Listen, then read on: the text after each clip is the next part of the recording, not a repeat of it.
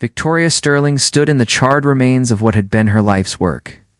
Sterling's kitchen, the cozy bistro she had built from nothing over 7 years, was now a blackened shell of twisted metal and ash. The fire had started in the early morning hours, racing through the 100-year-old building with devastating speed. By the time the firefighters arrived, everything was lost. She ran her fingers through her auburn hair, leaving streaks of soot across her forehead. At 28, Victoria had poured every dollar, every dream, every sleepless night into making this restaurant a success. The small establishment had become a beloved fixture in the downtown district, known for its farm-to-table cuisine and warm atmosphere. Now it was gone. Miss Sterling. A man in a crisp suit approached, clipboard in hand, from Pinnacle Insurance. "I'm afraid I have some difficult news." Victoria's stomach dropped. She'd been waiting 3 days for this conversation, hoping against hope that her insurance would cover the damages.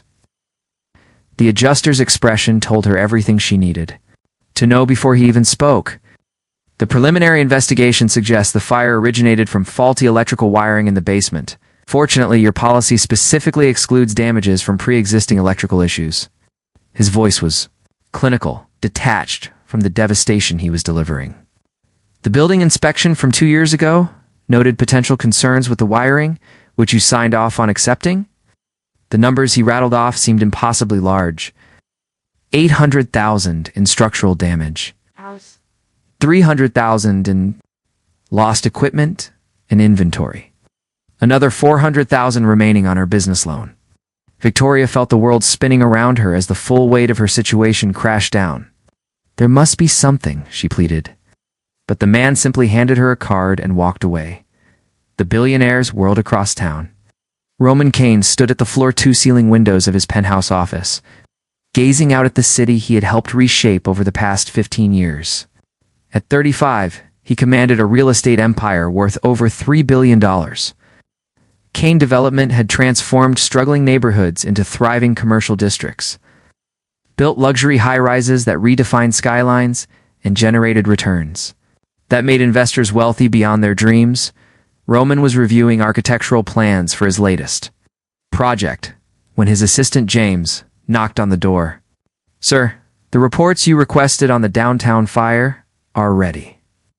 James placed a thick folder on the mahogany desk. "The Sterling's kitchen property is exactly what you're looking for.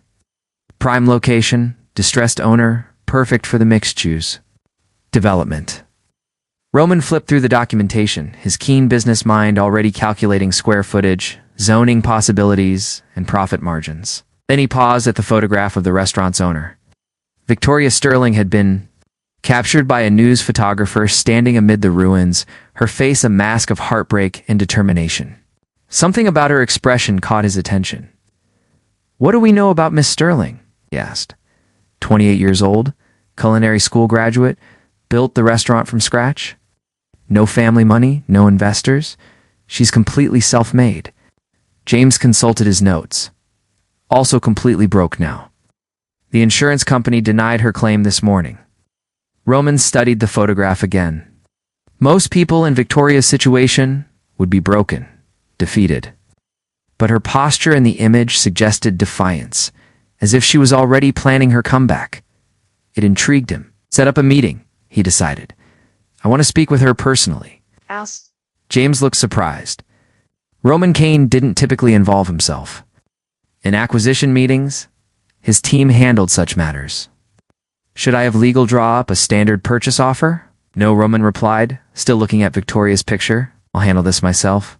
The proposition 3 days later, Victoria found herself in the lobby of the Kane Tower, a gleaming 50-story monument to wealth and power. She had no idea why the billionaire developer wanted to meet with her.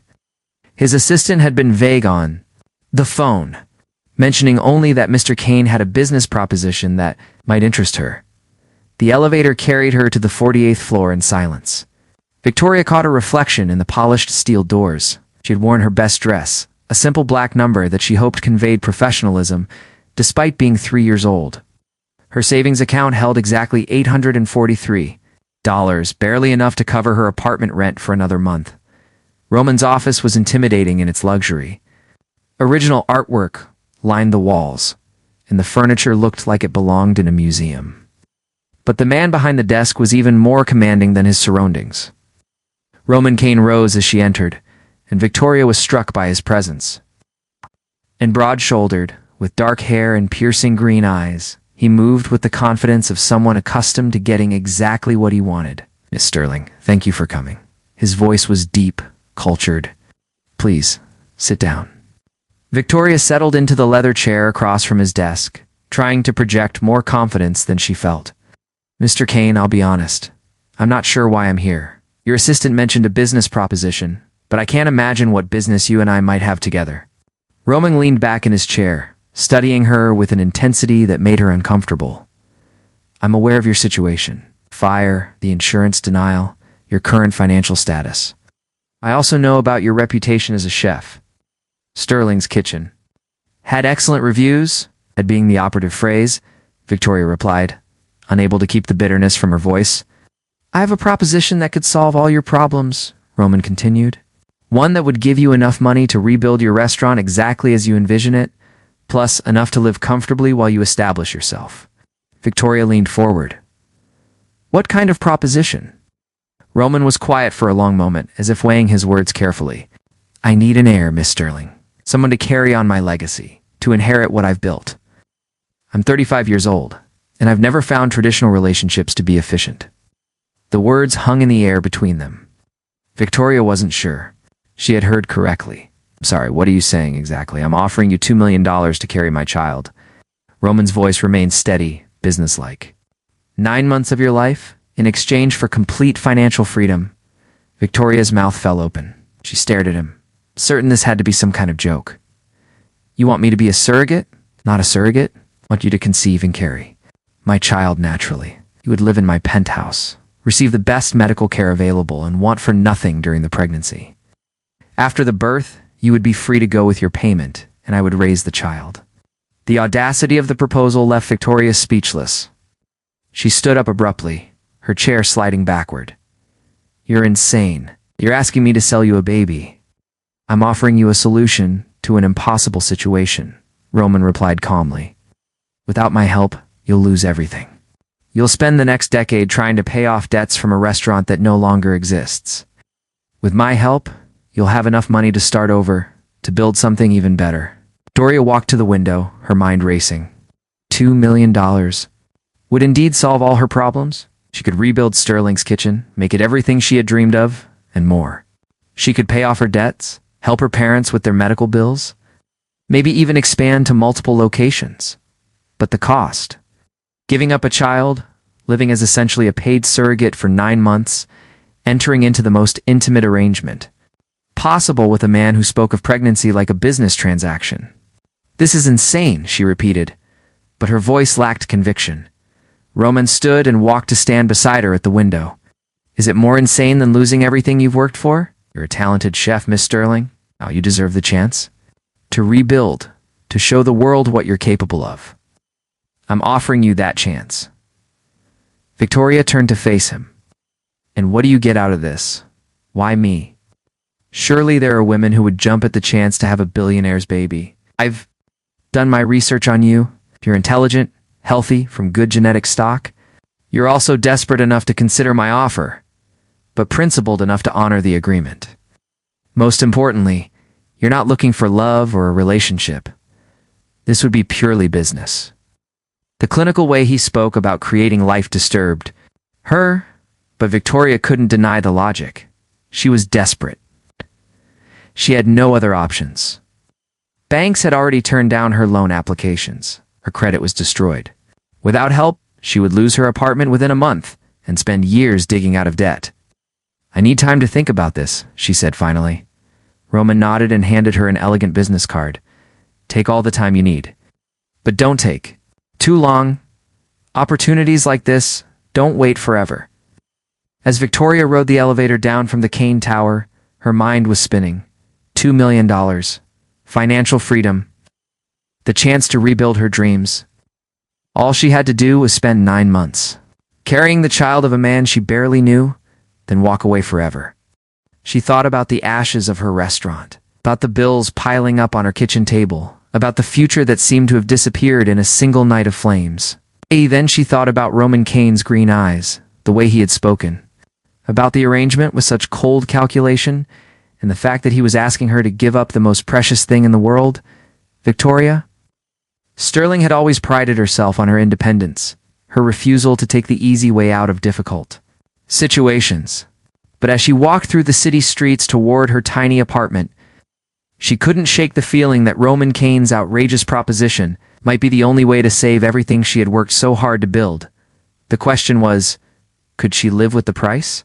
The decision that night, Victoria sat at her small kitchen table surrounded by bills and legal documents. The numbers were stark and unforgiving. Even if she found a job immediately, even if she worked 2 jobs, it would take her 15 years to pay off the debts from the restaurant. 15 years of her life gone, with nothing to show for her culinary dreams. She picked up Roman Kane's business card, turning it over in her fingers. The paper was thick, expensive, with his name embossed. In gold lettering, everything about the man spoke of wealth and power, of a life so far removed from her own that they might as well be different species. Yet he needed something from her. Something that all his billions couldn't simply purchase from a catalog. The thought gave her a strange sense of power. Even in her desperate situation, Victoria's phone rang, startling her from her thoughts. It was her mother calling from Ohio. "Honey, how are you holding up?" Her mother's voice was warm with concern. "I'm fine, Mom. Just trying to figure out next steps. You know, your father and I would help if we could." But with his medical bills, Victoria closed her eyes. Her father's cancer treatments had drained their savings. They were struggling just to keep their own heads above water. "I know, Mom. I'm going to be okay. I always land on my feet, right?" After hanging up, Victoria found herself thinking about family, about legacy, about the sacrifices people made for the ones they loved. Roman Kane wanted an heir to carry on his name, his empire. She wanted the chance to rebuild the dream that had been taken from her. Maybe it wasn't as crazy as it seemed. Maybe it was just business, as he had said, transaction that would benefit them both. Victoria picked up her phone and dialed the number on Roman's card before she could change her mind. Kane speaking. His voice was exactly as she remembered. Deep, controlled, confident. "Mr. Kane, this is Victoria Sterling. I've made my decision." There was a pause on the other end of the line. And Victoria took a deep breath, knowing that her next words would change her life forever. "I accept your proposition." 2 weeks later, Victoria found herself standing in the marble foyer of Roman Kane's penthouse, single suitcase in her hand. The space was breathtaking in its luxury soaring ceilings, floored-ceiling windows offering panoramic city views, furniture that probably cost more than her annual salary at the restaurant. Yet despite its beauty, the penthouse felt cold. Sterile, like a showroom rather than a home. Roman emerged from what appeared to be his home office. Dressed casually in dark jeans and a white button-down shirt, even in casual clothes, he commanded attention, his presence filling the room. "Welcome," he said, his tone polite but distant. "Let me show you to your room." He led her down a hallway lined with abstract paintings, stopping at a door near the end. The bedroom he revealed was larger than Victoria's entire apartment had been. A king-sized bed dominated the space, flanked by elegant nightstands and a sitting area by the windows. An ensuite bathroom sparkled with marble and gold fixtures. "I trust this meets your needs," Roman said, setting her suitcase on the bench. At the foot of the bed, Victoria nodded, still overwhelmed by the luxury surrounding her. "It's beautiful, thank you. Dr. Helena Morrison will be here tomorrow morning for your first examination. She's one of the city's top obstetricians and will be overseeing your prenatal care." Roman's voice remained clinical, as if he were discussing a business meeting rather than the intimate process of creating life. "About that," Victoria said, turning to face him. When do we?" Roman's expression remained impassive. "Tonight, if you're ready. I see no point in delaying the inevitable." The casual way he spoke about their most intimate encounter made Victoria's stomach flutter with nervous energy. She had agreed to this arrangement, but now that the moment was approaching, the reality of what she had committed to hit her full force. "I know this is awkward," Roman continued, seeming to sense her discomfort. "But we're both adults entering into a mutually beneficial agreement. There's no need to complicate it with unnecessary emotion. Victoria studied his face, looking for any sign of the man beneath the businessman's facade. Is that really how you see this? As just another transaction?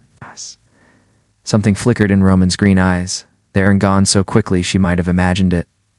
It's what this is, Miss Sterling. I suggest you remember that. The first month, the weeks that followed settled into an unusual routine. Roman left early each morning for his office, returning late in the evening.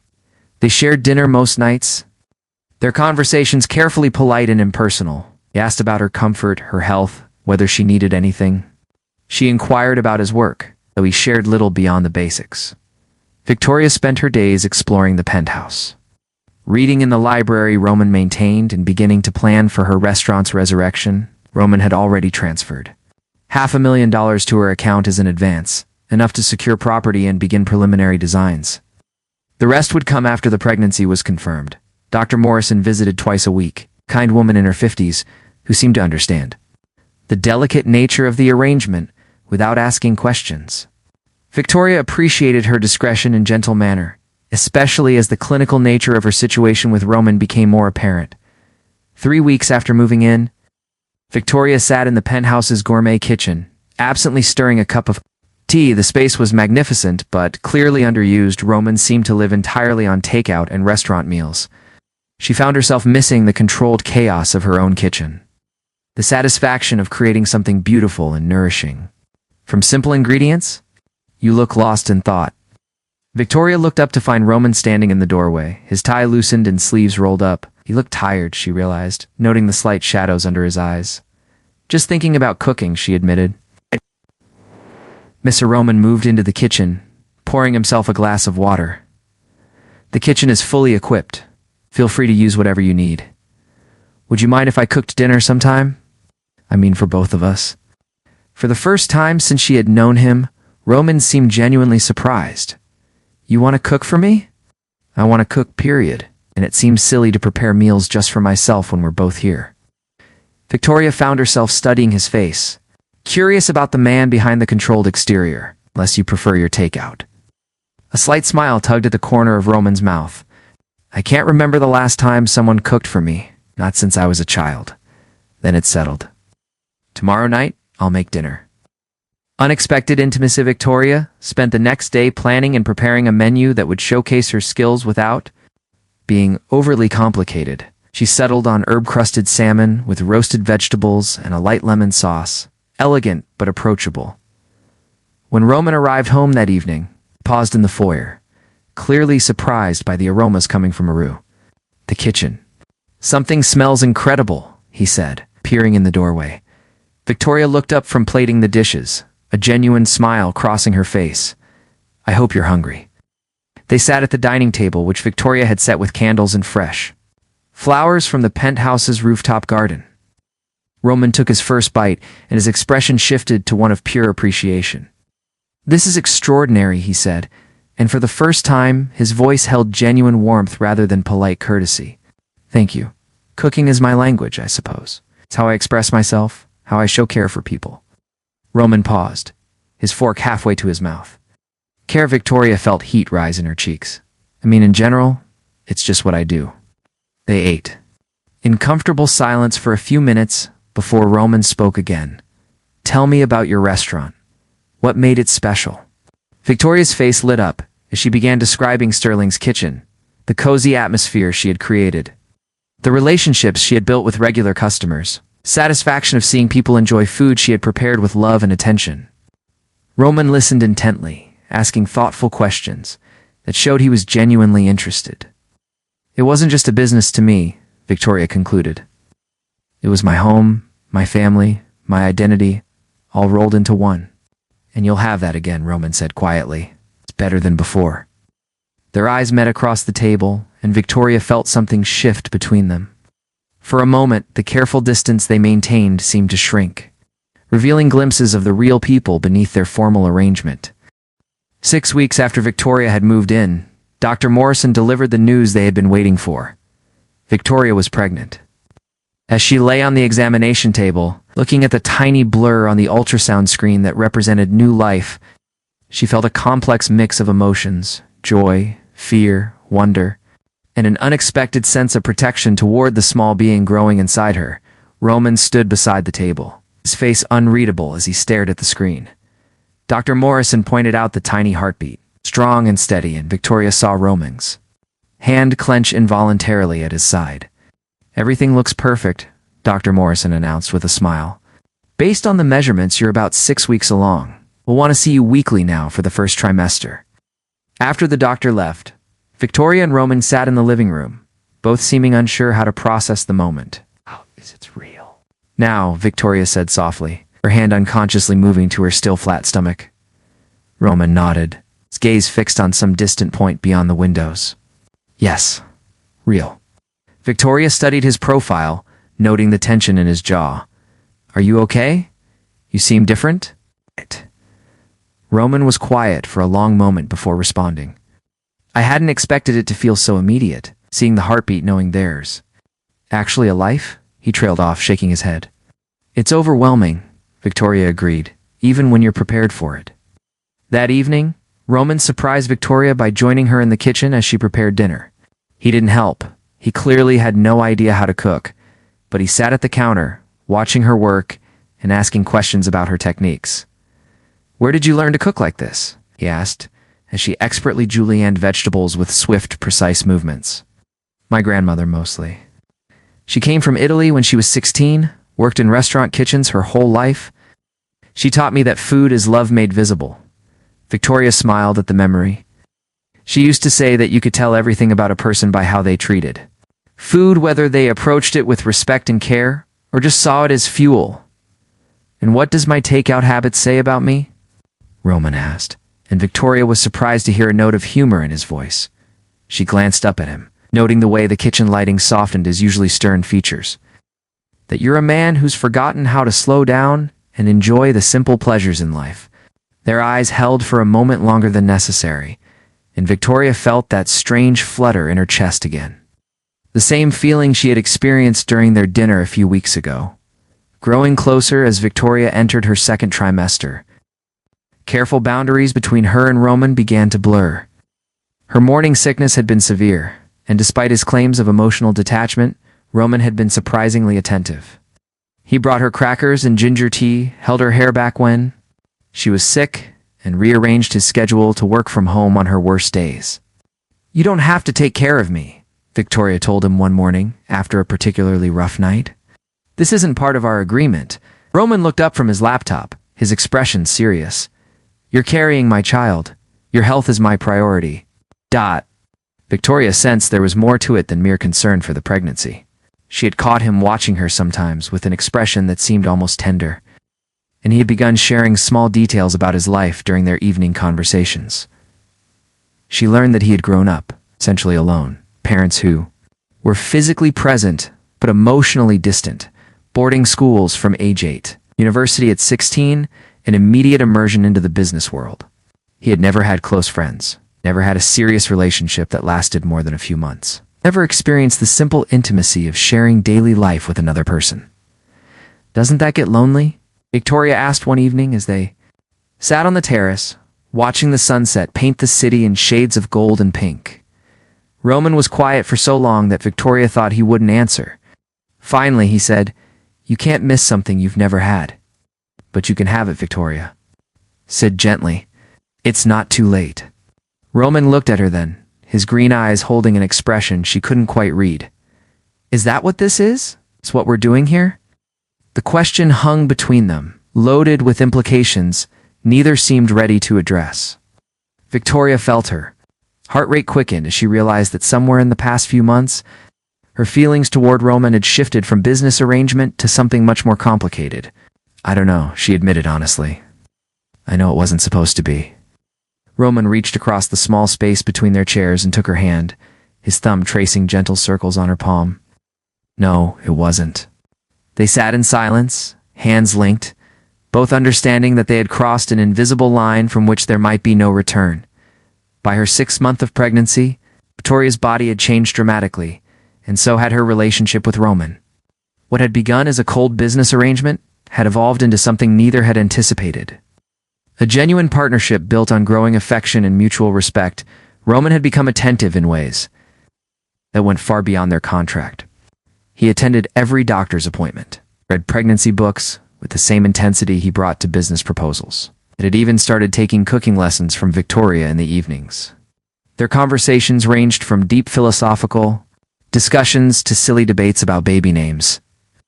And Victoria found herself looking forward to his return from the office each day. The penthouse, once cold and sterile, had been gradually transformed into something warmer. Victoria's books lined the shelves, her plants filled the windowsills, and the kitchen always held the aromas of whatever meal she was preparing. Roman had insisted on converting one of the guest rooms into a nursery, and Victoria had been surprised by how involved he wanted to be in every decision. "What about Charlotte?" Victoria suggested one evening as they sat in the nursery surrounded by paint samples and furniture catalogs. "Charlotte Kane has a nice ring to it." Roman looked up from the crib assembly instructions he was struggling with. "Sterling Kane," he corrected, and Victoria's heart skipped at the casual way. "He included her name." "That wasn't part of our agreement," she said softly. Roman set down the instructions and moved to sit beside her on the rocking chair they had chosen together. "A lot of things about this arrangement have changed, haven't they?" Victoria looked into his eyes, seeing warmth and affection there, instead of the cold calculation that had defined their early interactions. "Yes, they have." "Victoria," Roman said, his voice unusually hesitant. "I need to tell you something. It's a whole situation, what we've become. It's not what I planned." Victoria's stomach clenched with sudden fear. "Are you having second thoughts? About the baby? About our arrangement?" "No," Roman said quickly, reaching for her hands. "The opposite, actually. I'm having thoughts I never expected to have, feelings I didn't think I was capable of." Victoria's heart began to race as she recognized the intensity in his expression. "What kind of feelings?" Roman stood and began pacing the small room, running his hands through his dark hair. "I love you, Victoria. I'm in love with you, and I have been for months. I tried to fight it, tried to maintain the boundaries we established, but I can't anymore." The words Victoria had been hoping to hear for weeks now left her breathless with joy and terror. "Roman, I know this complicates everything," he continued.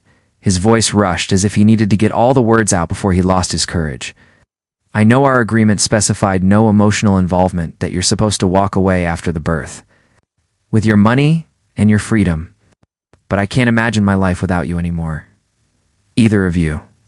Victoria struggled to stand from the low chair, her pregnant belly making the movement awkward. Roman immediately moved to help her, his hands gentle, but urgent.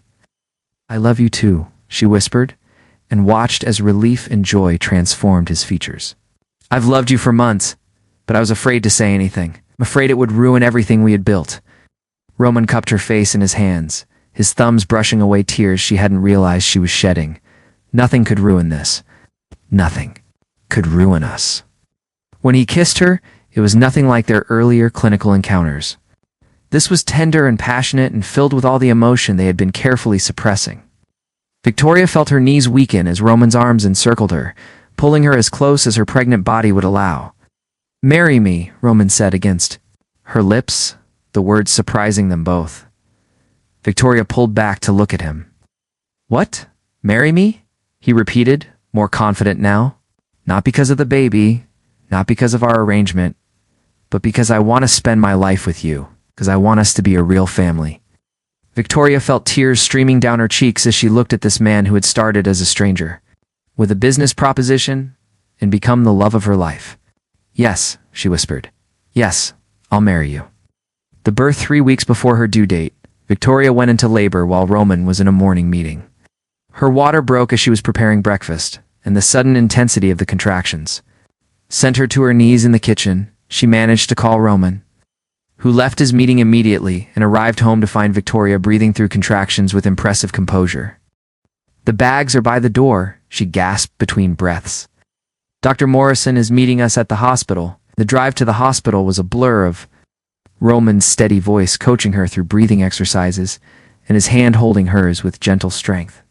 At the hospital, he never left her side, feeding her ice chips, massaging her back, and whispering words of encouragement as the hours passed. "You're incredible," he told her, during a brief respite between contractions. "So strong, so beautiful." Victoria managed a weak smile. I look like I've been hit by a truck. You look like a woman bringing our daughter into the world, Roman corrected, kissing her forehead. The most beautiful sight I've ever seen. After 14 hours of labor, Charlotte Sterling Kane made her entrance into the world. 6 pounds, 2 ounces of perfect, squalling humanity. The moment the doctor placed the baby on Victoria's chest, both parents were overcome with emotion. Roman's tears fell freely as he looked at his daughter for the first time. She's perfect, he whispered, his voice thick with wonder. Absolutely perfect. Victoria gazed down at Charlotte's tiny face, already seeing traces of both parents in her delicate features. Hello, baby girl, she whispered. We've been waiting for you. When Roman was finally allowed to hold Charlotte, the transformation in his face was complete. The cold, controlled businessman disappeared entirely, replaced by a man utterly captivated by the tiny person in his arms. Thank you, he said to Victoria, his voice rough with emotion. Thank you for giving me everything I never knew I wanted. The new beginning, 6 months after Charlotte's birth, Victoria stood in the kitchen of the new Sterling's Table, the restaurant. She had built from the ground up with Roman's financial backing and unwavering support. The space was everything she had dreamed of, and more. Warm, welcoming, with an open kitchen that allowed diners to watch the culinary magic happen. The grand opening was tomorrow, and Victoria was putting the finishing touches on the menu that would introduce the city to her new venture.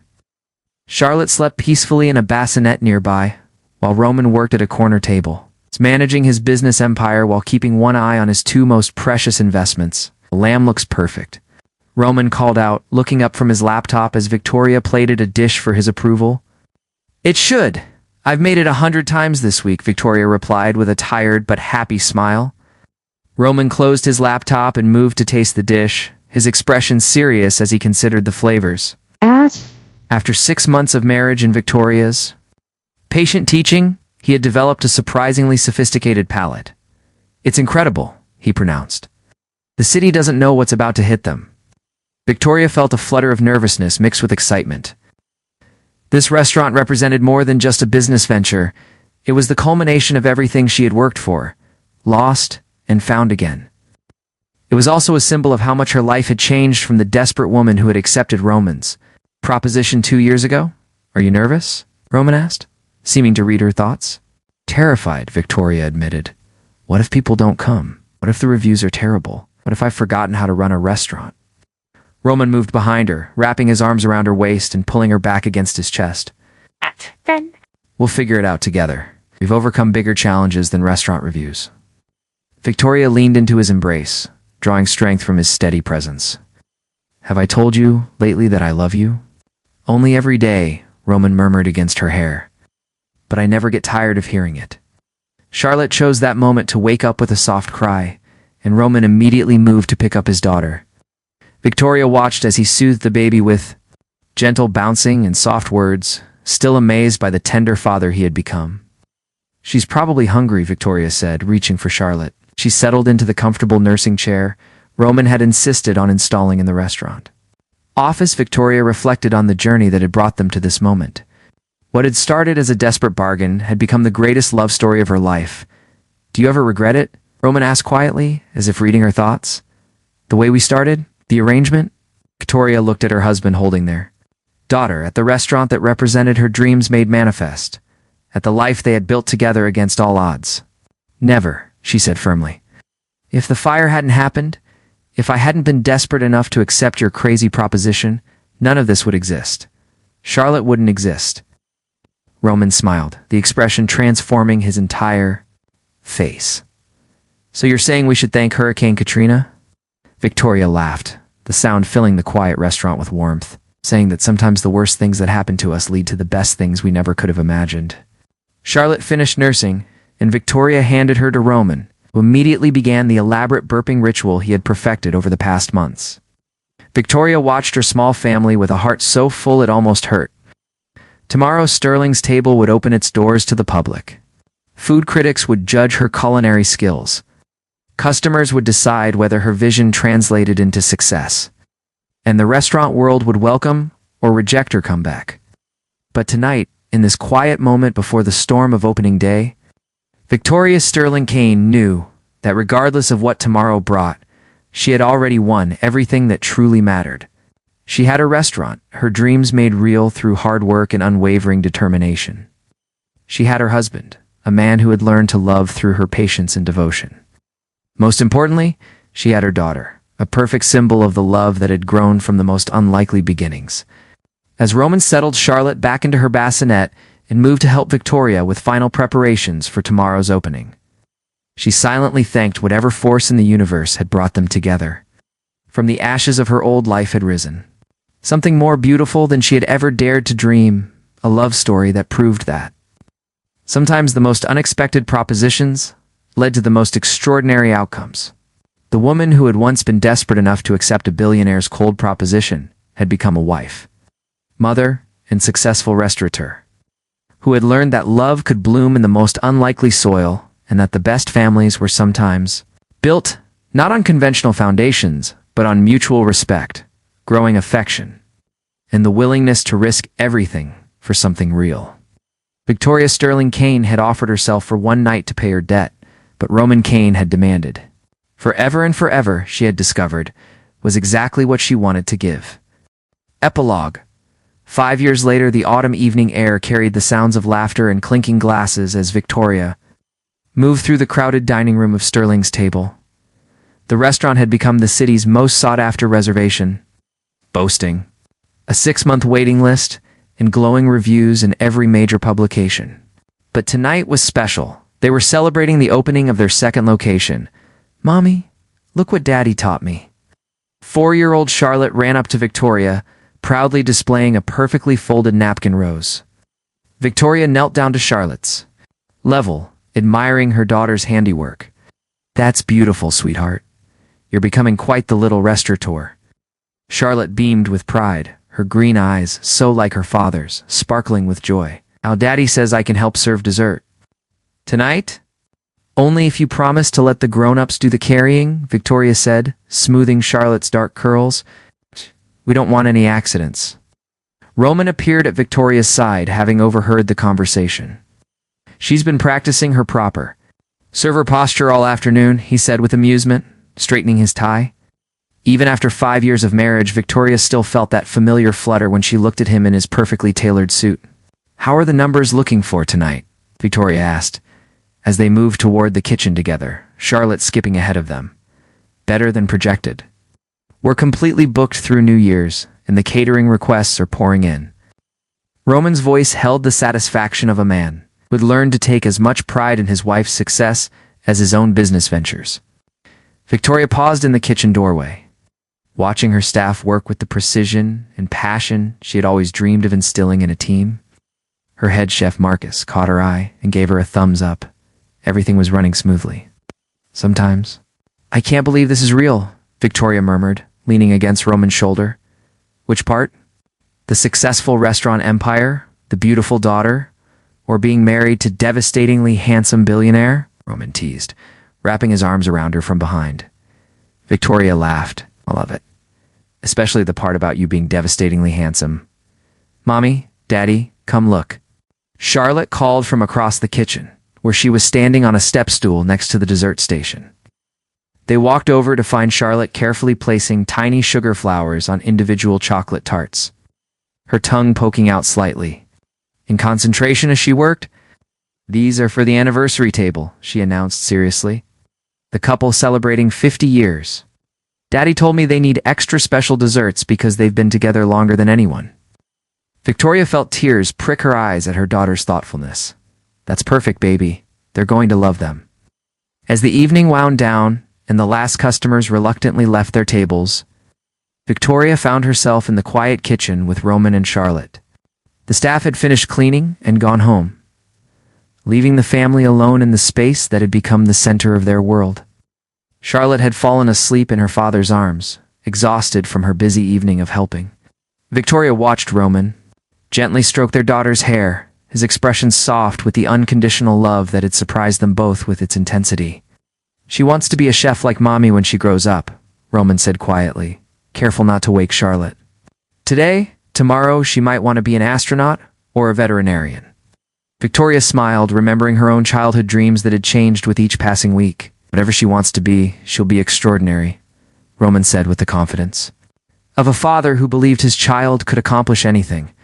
Victoria looked around the kitchen that had become her sanctuary, then at her husband holding their sleeping daughter, and felt overwhelmed by the perfection of the moment.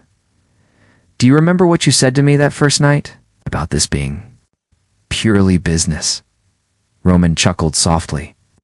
One of the many things I was wrong about. Though I prefer to think of it as being strategically incorrect. Strategically incorrect? If I had known then what I know now, how completely you would turn my world upside down. How much I would love you, how perfect our life together would become. I might have been too scared to make the proposition in the first place. Victoria moved closer, pressing a gentle kiss to his free hand. And I might have been too overwhelmed by the magnitude of what you were really offering to say. So we were both exactly as naive as we needed to be, Roman concluded. Exactly. Victoria began turning off the kitchen lights, ready to take her family home to the house they had bought in the suburbs, a place with a big backyard. 4. Charlotte to play in, and a kitchen where Victoria could experiment with new recipes.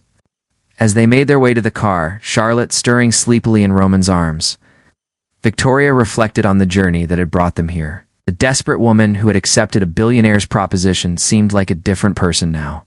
Someone she remembered fondly but could barely relate to. That woman had been focused on survival, on rebuilding what she had lost. She could never have imagined that losing everything would lead to gaining more than she had ever dared to dream. A love that had grown from the most unlikely soil, a family. That had been born from a business arrangement. Success that felt meaningful because it was shared. Thank you, Victoria, said suddenly as Roman secured Charlotte in her car seat. For what? He asked, closing the car door gently. For demanding forever, Victoria replied.